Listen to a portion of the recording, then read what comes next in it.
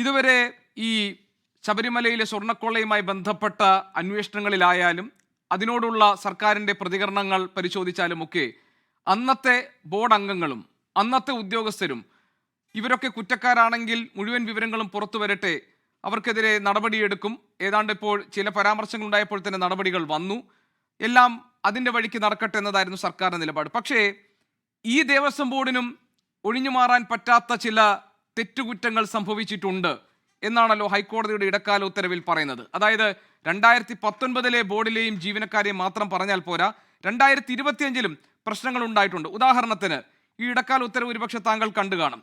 The record reveals that though the Devasam Commissioner initially opined by letter dated 37/2025 that Smart Creations Chennai lacked the requisite technical expertise and that the work should be executed only through traditional methods എന്ന് ആദ്യം Devaswom commissioner പറഞ്ഞത് പിന്നീട് അദ്ദേഹം മാറ്റുന്നു. He reversed his stance within 7 days on 8/8/2025. Subsequently, by letter dated 21/8/2025, the Tiruvabharanam Commissioner referred to directions from the President of the Devasam Board, Prashant, to expedite the gold plating work as proposed by the sponsor. Thereafter, the board by decision formally handed over the Dwarapalagas and Tangu Pidams to the sponsor. എന്ന് പറഞ്ഞാൽ ഈ ദേവസ്വം ബോർഡിന്റെ അനുമതിയോടുകൂടിയാണ് ഇതൊക്കെ സംഭവിച്ചിട്ടുള്ളത്. മാത്രമല്ല 2019 തട്ടിപ്പ് ബോധ്യമായിട്ടും അത് ബോധപൂർവം ഈ സ്പോൺസർക്ക് തന്നെ നൽകിയതിലെ വീഴ്ചയും കോടതി ചൂണ്ടിക്കാണിക്കുന്നു. ഞാൻ ഇത്രയും വിശദമായി പറഞ്ഞത് ഈ കാര്യങ്ങളിലുള്ള താങ്കളുടെ പ്രതികരണം അറിയാനാണ്.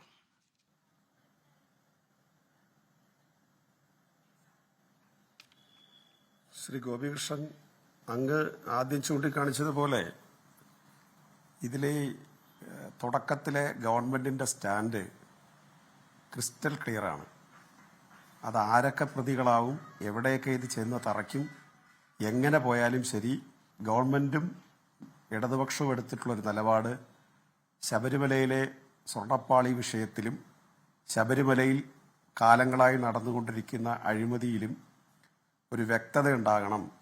അതിൽ ഏതെങ്കിലും കാരണവശാൽ കുറ്റവാളികളായിട്ടുള്ള ഒരാൾ പോലും രക്ഷപ്പെടാൻ പാടില്ല.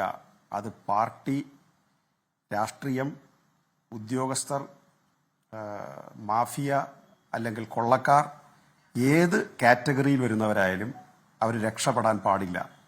ബഹുമാനപ്പെട്ട മുഖ്യമന്ത്രിയോട് ഒരു പത്രസമ്മേളനത്തിൽ ഈ ചോദ്യം ഉയർത്തിയപ്പോൾ അദ്ദേഹം അതിൻ്റെ വിശദാംശങ്ങൾ പറയുന്നത് സബ് ജുഡീസാകും, കോടതിയുടെ പരിഗണനയിലിരിക്കുന്നു. മാത്രമല്ല, സ്പെഷ്യൽ ഇൻവെസ്റ്റിഗേഷൻ ടീം അന്വേഷിക്കുമ്പോൾ പോലീസിൻ്റെ ചുമതലയുള്ള മുഖ്യമന്ത്രി അതിലൊരു അഭിപ്രായം പറഞ്ഞാൽ അത് തെറ്റായ വ്യാഖ്യാനത്തിനിടയാക്കും എന്നുള്ളത് കൊണ്ട് കൂടിയാണ് അദ്ദേഹം പറഞ്ഞത് ഏത് വിധത്തിലും ശരിയായ അന്വേഷണം നടക്കണം. ആ അന്വേഷണത്തിൽ ആരൊക്കെയാണ് കൈവിലങ്ങണിഞ്ഞ് പോകുന്നത് എന്നുള്ളത് നമുക്ക് കാണാം. അത് ഏത് വിഭാഗത്തിൽപ്പെട്ടവരായാലും അതിൽ വിട്ടുവീഴ്ചയില്ല. ഈ സ്റ്റാൻഡ് വളരെ ക്ലിയറാണ്. തുടക്കം മുതൽ ഞങ്ങൾ ആവർത്തിച്ച് പറയുന്ന കാര്യമാണത്. ആരുടെ മേൽ വിരൽ ചൂണ്ടിയാലും, ഇൻവെസ്റ്റിഗേഷൻ ടീം വിരൽ ചൂണ്ടിയാലും, കോടതി ആരുടെ മേൽ തീഷ്ണതയോടുകൂടി നോട്ടം അയച്ചാലും അതിനെല്ലാം പരിഗണിക്കും. അതിൽ വ്യക്തത ഉണ്ടായിക്കഴിഞ്ഞാൽ നടപടിയും ഉണ്ടാകും. പക്ഷേ ഇപ്പോൾ ഈ വന്നിട്ടുള്ള കാര്യങ്ങളിൽ കോടതിയുടെ മുമ്പിൽ വന്ന റിപ്പോർട്ടിൻ്റെ അടിസ്ഥാനത്തിൽ ചില നിരീക്ഷണങ്ങളാണ് വന്നിട്ടുള്ളത്. ആ നിരീക്ഷണങ്ങളിൽ വ്യക്തത ഉണ്ടാകട്ടെ. അപ്പോൾ നമുക്ക് ഓരോന്നോരോന്നായിട്ട് കാണാം. അതുകൊണ്ട് അതിനകത്ത് ഒരാശങ്കയും വേണ്ട. കേരളീയ സമൂഹത്തിൻ്റെ മുമ്പിൽ ഇടതുപക്ഷ ജനാധിപത്യ മുന്നണി ഗവൺമെൻറ് ഉറപ്പാണ്.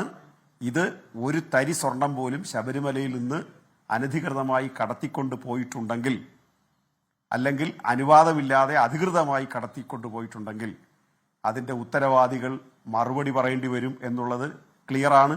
ഇന്ന് മറ്റൊരു വാർത്ത കൂടി വന്നിട്ടുണ്ട്. ഞാൻ കഴിഞ്ഞ കുറേ ചർച്ചകളിൽ നിങ്ങളുടെ ചാനലുകൾ ഉൾപ്പെടെ ആവർത്തിച്ച് പറഞ്ഞ കാര്യമാണ്, ശബരിമലയിൽ ഇത്തരം സംഭവങ്ങൾ ആവർത്തിക്കാതിരിക്കാൻ ഇപ്പോഴത്തെ ദേവസ്വം ബോർഡും മറ്റും എടുത്തിട്ടുള്ള ഒരു ആധുനിക സാങ്കേതികവിദ്യ ഉപയോഗപ്പെടുത്തിക്കൊണ്ടുള്ള നിലപാടും നമ്മൾ വ്യക്തമാക്കിയിട്ടുള്ളതാണ്. അത് ഭാവിയിൽ ആവർത്തിക്കാതിരിക്കുക, നേരത്തെ നടന്നത് മാത്രമല്ല ഭാവിയിൽ ആവർത്തിക്കാതിരിക്കാനും കരുതലാണ് സ്വീകരിക്കുന്നത്. അതുകൊണ്ട് ശബരിമലയുടെ പേരിൽ നാട്ടിൽ വർഗീയത ഇളക്കി, നാട്ടിൽ കലാപം ഉണ്ടാക്കി, കുഴപ്പമുണ്ടാക്കി, രാഷ്ട്രീയ മുതലെടുപ്പിന് വേണ്ടി ആരെങ്കിലും പരിശ്രമിക്കുന്നുണ്ടെങ്കിൽ അവർ ദയവായി, നമ്മളാരും പ്രതീക്ഷിക്കാത്ത ആളുകൾ പോലും വർഗീയമായും രാഷ്ട്രീയ മുതലെടുപ്പിന് ശബരിമലയെ ഇപ്പോൾ ഉപയോഗിച്ചുകൊണ്ടിരിക്കുകയാണ്. കഴിഞ്ഞ ദിവസങ്ങളിൽ പല വിഗ്രഹങ്ങളും കേരളത്തിൽ ഉടഞ്ഞു വീണു. കേരളത്തിൽ പലരും രാഷ്ട്രീയത്തിന് അതീതമായി ചില നിലപാടുകളൊക്കെ ഉള്ളവർ എന്ന് കരുതിയിരുന്ന, അല്ലെങ്കിൽ അങ്ങനെ ചില പൊതുജനത്തിന് തെറ്റിദ്ധാരണ ഉണ്ടാക്കിയിരുന്ന ചിലരൊക്കെ പറഞ്ഞ വാചകങ്ങൾ കേരളത്തെ അത്യന്തം അസ്വസ്ഥരാക്കിയിട്ടുണ്ട്. അപ്പോൾ ഇതെല്ലാം വെച്ചുകൊണ്ട് മുതലെടുപ്പല്ല, ശബരിമല പ്രശ്നം തന്നെ ഉണ്ണികൃഷ്ണൻ പോറ്റി ഉപയോഗിച്ചൊരു വലിയ മുതലെടുപ്പിന് പരിശ്രമിച്ചതാണ്. ആ ഉണ്ണികൃഷ്ണൻ പോറ്റി നേർച്ചക്കാരനായി, ശാന്തിക്കാരനായി, ശബരിമലയുടെ അകത്തളങ്ങളിലേക്ക് കയറി ചെന്ന ഉണ്ണികൃഷ്ണൻ പോറ്റി കവർച്ചക്കാരനായി അഴികൾക്കുള്ളിലേക്ക് കയറുന്നത് നമ്മൾ കണ്ടുകൊണ്ടിരിക്കുകയാണ്. ഈ ഉണ്ണികൃഷ്ണൻ പോറ്റിക്ക് സഹായകരമായി 10ഓളം ഉദ്യോഗസ്ഥന്മാരുടെ പേരുവിവരങ്ങൾ പുറത്തു വന്നിട്ടുണ്ട്.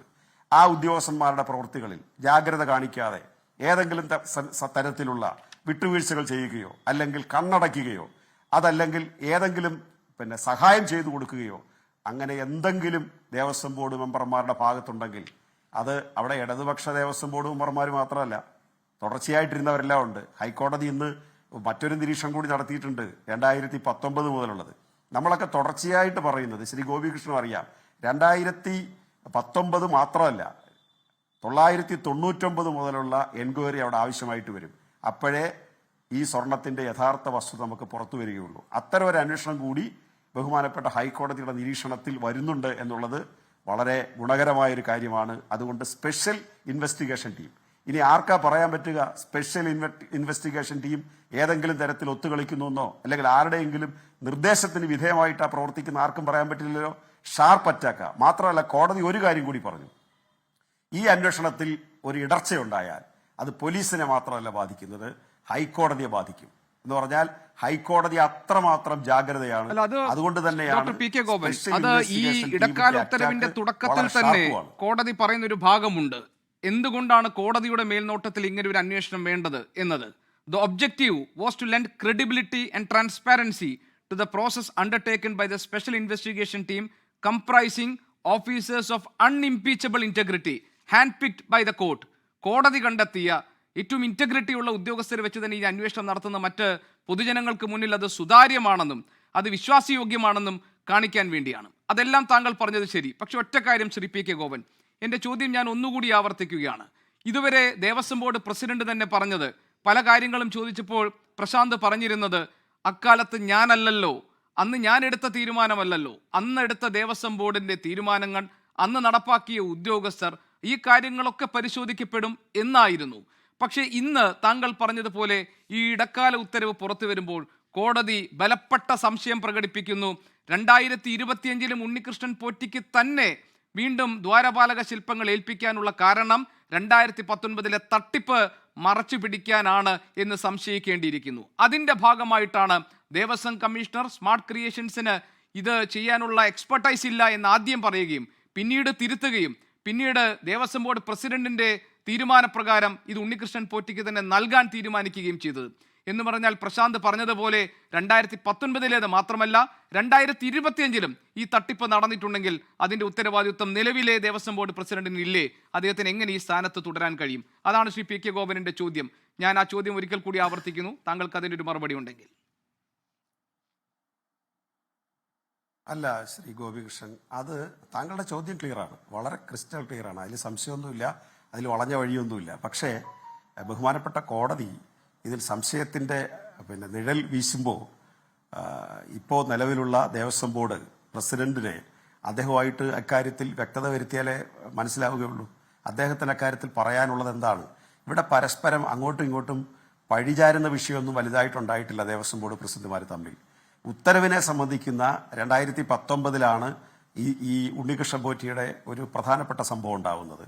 2025 ഉണ്ണികൃഷ്ണൻ പോറ്റി വശമല്ല അത് കൊടുത്തുവിടുന്നത്. അയാൾ ആവശ്യപ്പെട്ടപ്പോൾ അത് തയ്യാറായിട്ടുമില്ല. സ്മാർട്ട് ക്രിയേഷൻസ് ആണ്, അവരാണ് ഇതിന്റെ ഗ്യാരണ്ടിയുടെ പ്രശ്നം കൊണ്ടുവന്നത്. അതൊക്കെയാണ് ഇതിന്റെ വിഷയങ്ങൾ. എന്നാൽ അതിൽ സൂക്ഷ്മതലത്തിൽ പരിശോധിച്ചപ്പോൾ നേരത്തെ ഉത്തരവ് തിരുത്തിയ സംഭവം ഉണ്ടെന്ന് വളരെ വ്യക്തമായി. ജയശ്രീ അവിടെ സെക്രട്ടറി ആയിട്ടിരിക്കുമ്പോൾ ഉത്തരവിൽ മാറ്റം വരുത്തിയിട്ടുണ്ട്. അപ്പോൾ അത് പരിശോധനയിലേക്ക് പോകണം. ദേവസ്വം ബോർഡിന്റെ മിനിറ്റ്സ് പരിശോധിച്ച് ദേവസ്വം ബോർഡ് കൊടുത്ത ഉത്തരവ് എന്താണ്, ദേവസ്വം സെക്രട്ടറി ഇറക്കിയ ഉത്തരവ് എന്താണ്, കമ്മീഷണർമാരും മറ്റുള്ളവരും എടുത്ത നിലപാട് എന്താണെന്നുള്ളത് ഇപ്പോൾ 6 ആഴ്ചയാണ് അവരുടെ മുമ്പിലുള്ള സമയം. അവർ അതിവേഗതയിൽ അത് കണ്ടെത്തി കഴിയും. അങ്ങനെ വരുമ്പോൾ ദേവസ്വം ബോർഡ് ഇറക്കിയ സ്റ്റേറ്റ്മെന്റിനകത്ത് അപാകതയുണ്ടെങ്കിൽ നമുക്കത് കണ്ടുപിടിക്കുകയും വേണം. നമുക്ക് കണ്ടുപിടിക്കുക എന്നുള്ളതല്ല, ബഹുമാനപ്പെട്ട കോടതിക്ക് അത് ബോധ്യപ്പെടുകയും അതിൽ ഇവർക്ക് ഉത്തരവാദിത്വം ഉണ്ടെങ്കിൽ അത് നമുക്ക് കൈകാര്യം ചെയ്യാം. പ്രശാന്തിന് ഉത്തരവാദിത്വം ഉണ്ടെങ്കിൽ പ്രശാന്തിനെ ആരാ സംരക്ഷിക്കാൻ പോകുന്നത്? പ്രശാന്തിന് അതിനകത്ത് ഉത്തരവാദിത്വം ഇല്ലെന്നാണ് നമ്മുടെ മുമ്പിൽ ഇപ്പോഴുള്ള വ്യക്തത. അദ്ദേഹം പലതവണ ആവർത്തിച്ചതുപോലെ മാധ്യമങ്ങളും അദ്ദേഹത്തെ കൈകാര്യം ചെയ്തിട്ടില്ല. പക്ഷേ ഇന്നത്തെ ഒരു നിരീക്ഷണമാണത് വന്നത്. സംശയത്തിന്റെ പ്രശ്നം വരുന്നു. ആ സംശയത്തിന്റെ പ്രശ്നത്തിൽ അദ്ദേഹത്തിന് പറയാനുള്ളത് പറയട്ടെ. SIT അദ്ദേഹത്തോട് ചോദിക്കുകയാണെങ്കിൽ അദ്ദേഹത്തിന് വ്യക്തത വരുത്താൻ പറ്റും. നേരത്തെ കോടതിയിൽ ഇത്തരം ചില വിഷയങ്ങൾ വന്നപ്പോൾ കോടതിക്ക് അത് കൺവിൻസിംഗ് ആയിട്ടുണ്ട്. അതുപോലെ വരട്ടെ. നമുക്ക് ഇപ്പോഴേ പ്രതികളെ കണ്ടുപിടിക്കേണ്ട. മാത്രമല്ല, നമുക്ക് എല്ലാവർക്കും സന്തോഷമുള്ള കാര്യം ഒരു തരത്തിലുള്ള ആക്ഷേപത്തിന് ഇട നൽകാത്ത ഒരു ടീം അന്വേഷിക്കുന്നു എന്നുള്ളതാണ്. അത് ഞങ്ങളെ സംബന്ധിച്ച് ആത്മവിശ്വാസം ഉണ്ടാക്കുന്ന കാര്യമാണ്. കാരണം ഞങ്ങൾ ആവശ്യമില്ലാതെ പഴി കേൾക്കേണ്ടി വരില്ല എന്നൊരു പ്രശ്നം കൂടി അതിനകത്തുണ്ട്. ലോകത്തെവിടെയായാലും ഏത് സമയത്തും 24 വാർത്തകളും ഓഗ്മെന്റഡ് റിയാലിറ്റി പാക്കേജുകളും എക്സ്പ്ലെയിനറുകളും വിശദമായി കാണാൻ ഞങ്ങളുടെ യൂട്യൂബ് ചാനൽ നിങ്ങൾക്ക് സബ്സ്ക്രൈബ് ചെയ്യാം.